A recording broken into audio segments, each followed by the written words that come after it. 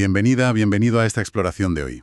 Nos metemos de lleno en una historia que cruza el mundo del espectáculo con los laberintos del sistema legal de Estados Unidos, y más en concreto con sus ramificaciones migratorias. Sí, un tema complejo donde los haya. Tenemos sobre la mesa un artículo de último minuto. Narra las recientes declaraciones del artista urbano dominicano Kiko el Crazy sobre lo que le costó, en todos los sentidos, un proceso legal que vivió en Miami no hace mucho. Ajá. Queremos entender qué hay detrás de esos titulares de arresto y liberación, qué impacto real tuvo en él, basándonos en sus propias palabras. Vale, vamos a desgranar esto. Pues es un punto de partida interesante porque, aunque no es raro que figuras públicas se vean envueltas en líos legales fuera de su país, cada caso tiene sus particularidades. Claro. Migración de Estados Unidos. Se ve la fricción entre distintas capas de la ley, ¿no? Y cómo afecta a la persona que está en medio de todo. Exactamente. Vamos a reconstruir los hechos según el artículo. Hablamos de José Alberto Rojas Peralta, Kiko el Crazy, en el mundo artístico. Todo arranca con su arresto en Miami en 2024. El motivo inicial, su presunta implicación en el robo de un vehículo. Bueno, que alguien había denunciado como sustraído en una zona residencial. Y ahí empieza la cadena, claro. Primero actúa la policía local, la del condado de Miami-Dade, por ese supuesto delito estatal. Hasta aquí, podría ser un incidente más o menos estándar dentro del sistema penal. Sí. Pero claro, para alguien que no es ciudadano estadounidense, este es a menudo solo el primer paso. Así fue, porque tras ese arresto inicial por la policía, Kiko el Crazy no quedó libre. Fue entregado, o mejor dicho, retenido por el Servicio de Inmigración y Control de Aduanas, el famoso ICE. El ICE. Sí. Le aplicaron lo que llaman un detainer, una orden para que no lo soltaran, y esto marcó una diferencia brutal en su tiempo detenido. Según cuenta él mismo, estuvo 26 días bajo custodia. 26 días. Parece que solo un día fue por la acusación original del robo, pero los otros 25 fueron por la retención de inmigración. Es que es fundamental entender qué significa ese detainer de ICE en la práctica. No es una acusación nueva.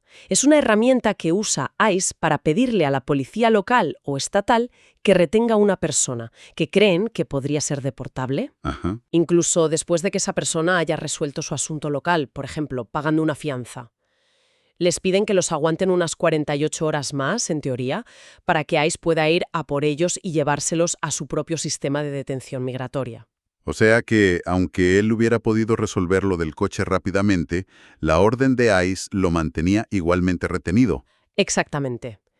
Es como si se abriera una vía paralela. Puedes tener tu caso estatal resuelto, fianza pagada, cargos retirados, lo que sea, pero si ICE ha emitido un detainer y decide ejercerlo, te encuentras inmerso en un proceso completamente diferente, el de inmigración. Madre mía. Con sus propias reglas, sus propios centros de detención y sus propios jueces. Convierte un problema local, que podría ser menor, en un asunto federal migratorio, que suele ser mucho más complejo y con consecuencias potencialmente más graves, como la deportación. Una doble vía que imagino multiplica la ansiedad y, como él mismo ha revelado, los costes. Porque Kiko el Crazy soltó la cifra en una entrevista, creo que en Alofoque Radio Show. Sí. Dijo haberse gastado unos $145,000 en todo el embrollo legal. Es una cantidad que impacta, ¿verdad? Impacta muchísimo. Una barbaridad. Y pone de relieve cómo un incidente inicial, cuya gravedad penal aún estaba por determinar, puede desembocar en una factura astronómica precisamente por esa capa añadida del sistema migratorio. Claro. No estamos hablando solo de abogados para el caso del robo, vamos. El artículo da algunas pistas sobre cómo se desglosa esa cifra. La parte del león, $100,000, fue para la fianza que le impusieron las autoridades de inmigración. 100.000. Para poder salir mientras se resolvía su caso migratorio, tuvo que depositar esa cantidad. Luego pagó otros $2,000 por la fianza relacionada con el caso estatal del coche. 2.000, fíjate la diferencia. Abismal. Y quedan unos $43,000 en el aire. Que muy probablemente, como sugiere el propio artículo al mencionar a su equipo legal liderado por Javier Morales, pues se destinaron a honorarios de abogados y gastos asociados. Claro, la representación legal. Representación legal especializada en estos casos, sobre todo cuando se cruzan lo penal y lo migratorio, pues no es barata, claro. Pero detengámonos en esa fianza de inmigración. $100,000. Comparada con los $2,000 de la fianza estatal, es que la diferencia es tremenda. ¿Por qué pueden ser tan altas estas fianzas en el sistema migratorio? Es una excelente pregunta, porque toca el núcleo de por qué estos casos pueden ser tan gravosos económicamente. A ver, a diferencia del sistema penal, donde la fianza busca principalmente asegurar que la persona se presente a juicio, Sí, en inmigración la lógica es un poco distinta. Es un proceso civil, no penal, y la fianza la fija un juez de inmigración o a veces directamente ICE. Los factores que consideran son más amplios. Evaduran el riesgo de fuga, sí, pero también los lazos de la persona con la comunidad en EU, familia, trabajo, su historial migratorio previo, si representa un peligro para la comunidad y, en teoría, su capacidad de pago. Aunque esto último es muy debatido, ¿eh? Entiendo. Entonces no es solo asegurar que vuelva, sino una valoración más compleja del perfil de la persona y su situación migratoria. Correcto. Y hay una discrecionalidad importante. Un juez puede decidir imponer una fianza muy alta si percibe un riesgo de fuga elevado, por ejemplo, si la persona tiene pocos lazos en EUBU o si enfrenta una posible deportación por el caso penal subyacente si lo hubiera. Claro. Esas fianzas de 6 cifras, como la de Kiko, aunque no son la norma para todos, sí se ven en casos considerados complejos o de alto riesgo por las autoridades. Y claro, una fianza de $100.000 es una barrera financiera inmensa. inmensa porque estamos hablando de que necesitas tener esa cantidad disponible o contratar a una compañía fianzadora que te cobrará un porcentaje altísimo para poder salir de la detención y defenderte en libertad. Esto nos lleva directamente al debate sobre el acceso a la justicia, ¿no? Sin duda, la capacidad de pagar una fianza de inmigración tan elevada marca una diferencia fundamental. No determina la culpabilidad, claro está, pero sí permite a la persona salir del centro de detención, reunirse con su familia, seguir trabajando si es posible y, crucialmente, colaborar más eficazmente con sus abogados para preparar su defensa. Es clave eso. Quienes no pueden pagar fianzas así, que son la mayoría, enfrentan detenciones que pueden durar meses o incluso años, lo cual dificulta enormemente su capacidad para luchar por su caso. Es un sistema donde los recursos económicos juegan un papel determinante en el proceso, lamentablemente. Gastar $145.000, como hizo Kiko el Crazy, es un lujo que la inmensa mayoría de la gente en esa situación no se puede permitir. Su caso, por ser una figura pública con recursos, nos permite ver estos costes, pero ¿cuántos otros hay donde la gente simplemente no puede afrontarlos? Precisamente. Es un espejo de una realidad mucho más amplia y a menudo invisible. Pero sigamos con la historia de Kiko, porque el desenlace también tiene su miga. Sí, vayamos a cómo se resolvió todo este lío. Según cuenta el artículo, la parte judicial tuvo un final feliz para él. Por un lado, un juez de inmigración determinó que no era culpable en relación al caso del robo del coche. Bien.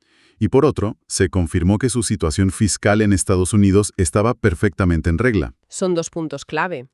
Que se le desvinculara del presunto delito inicial es fundamental, porque muchas condenas penales, incluso menores, pueden activar la deportación automática bajo las leyes de inmigración.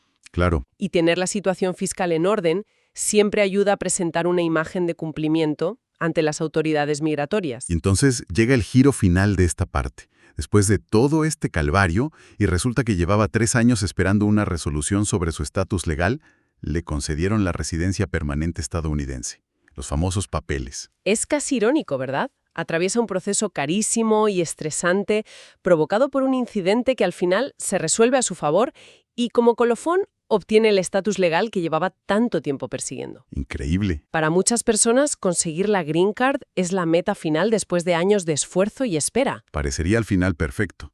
Problema legal resuelto, estatus asegurado en EU. Pero aquí la historia da un vuelco que a mí me ha dejado pensando. ¿Qué hizo Kiko el Crazy justo después de conseguir la residencia? A ver. Decidió volver a la República Dominicana. Una decisión sorprendente a primera vista, sí. Totalmente. Él explicó que quería reencontrarse con su público dominicano y meterse de lleno en su carrera musical allí. Incluso dijo que ya tenía planes para proyectos en los siguientes 45 días en su país. ¿Cómo interpretamos esto? Gana la batalla legal en EU y decide marcharse. Pues si conectamos esto con todo lo anterior, surgen varias hipótesis. Podría ser una decisión puramente estratégica. Reconocer que su base de fans más sólida, su mercado principal, está en la República Dominicana. Tiene sentido. Y que ahora, con la libertad de viajar que le da la residencia, puede manejar su carrera desde allí con más facilidad. Pero también es difícil no pensar en el factor humano. El artículo lo menciona explícitamente. Cito: el artista aseguró que el proceso judicial al que se enfrentó fue costoso tanto a nivel económico como personal, pues fueron muchos los contratiempos que enfrentó. Ese costoso a nivel personal suena algo profundo. Exacto. Más allá de los $145.000 está el coste emocional, el estrés de la detención, la incertidumbre sobre su futuro, el posible impacto en su imagen pública, el tiempo perdido. Uf. Son esos costes invisibles que a menudo pesan tanto o más que el dinero.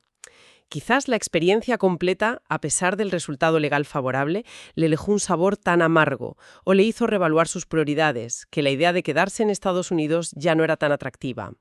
Volver a casa, a su entorno, a su público, podría ser una forma de cerrar ese capítulo y recuperar el control de su narrativa vital y profesional.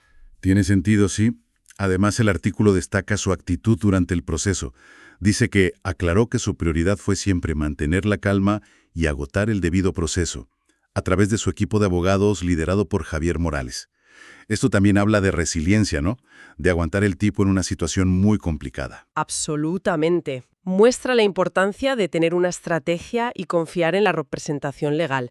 Mantener la calma y seguir los cauces formales es crucial, pero también requiere tener los recursos para poder hacerlo. Claro. Y la fortaleza mental para soportar la presión. No todo el mundo puede permitirse esa calma estratégica cuando se enfrenta a la posibilidad de una deportación o a una fianza impagable. Entonces, si intentamos resumir y sacar conclusiones, tenemos a un artista conocido, Kiko el Crazy. Un arresto en Miami por un presunto robo escala rápidamente a una detención prolongada de 25 días por inmigración. Casi un mes. Confiesa un gasto de $145.000 con una fianza de inmigración desorbitada, finalmente lo exoneran del caso inicial, le confirman que sus impuestos están en regla y, casi como una paradoja, le dan la residencia que llevaba años esperando. Sí. Pero él, tras calificar la experiencia de muy costosa personal y económicamente, decide volver a República Dominicana para enfocarse en su carrera allí. ¿Qué nos enseña todo esto? Pues creo que este caso particular ilumina varias cuestiones más amplias. Primero, la vulnerabilidad real a la que se enfrentan las personas, incluso las que tienen recursos y notoriedad, cuando navegan la intersección de los sistemas legal, penal y migratorio en Estados Unidos. Queda claro. Un tropiezo local puede tener consecuencias migratorias descomunales. Queda clarísimo. También la magnitud del peaje financiero. Esos $145.000 son un recordatorio brutal de que la justicia, especialmente cuando implica procesos migratorios complejos, puede tener un precio prohibitivo, un precio que normalmente no vemos en las noticias. Indudablemente. Y esto subraya una vez más lo absolutamente crucial que es contar con una buena representación legal. Alguien que entienda ambos sistemas, el penal estatal y el federal de inmigración, y sepa cómo navegar sus complejidades. El nombre del abogado Javier Morales aparece como una figura clave en la estrategia que llevó a la resolución favorable. Sí, lo mencionan. Sin esa guía experta, el resultado podría haber sido muy diferente. Y no podemos obviar el factor humano que mencionabas. La resiliencia necesaria para pasar por 26 días de detención, la incertidumbre, los contratiempos que él menciona. Incluso cuando se gana legalmente, el proceso deja una marca. Cierto, es una victoria que puede sentirse pírrica, ¿no? Ganas el caso, obtienes el estatus, pero quizás pierdes algo por el camino. La tranquilidad, el tiempo o incluso el deseo de permanecer en el lugar donde tanto luchaste por quedarte. Sí. La decisión de Kiko de volver a su país justo después de obtener la residencia es quizás el testimonio más elocuente de ese coste personal. Y eso nos deja con una reflexión final, algo para que quien nos escucha le dé vueltas.